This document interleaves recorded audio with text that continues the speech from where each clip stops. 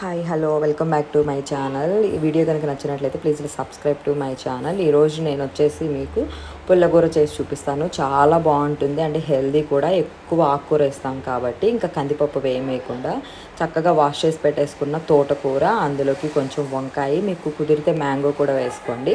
తర్వాత ఒక 2 టమాటాలు అండ్ స్పైస్కి తగ్గట్టు పచ్చిమిర్చి, కొంచెం పసుపు, కొంచెం జీలకర్ర, కొంచెం చింతపండు, కొంచెం ఆనియన్ వేసి కొంచెం వాటర్ పెట్టేసేసుకొని మీరు ఒక 4 విజిల్స్ కుక్ చేసేసుకోండి.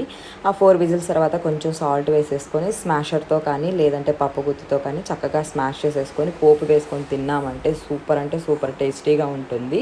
మనకి ఇది చాలా హెల్దీ, ఎక్కువ ఆకుకూర వేసుకొని ఉంటుంది కాబట్టి కందిపప్పు కూడా వేయము, మనకి గ్యాస్ కూడా ఫామ్ అవ్వదు.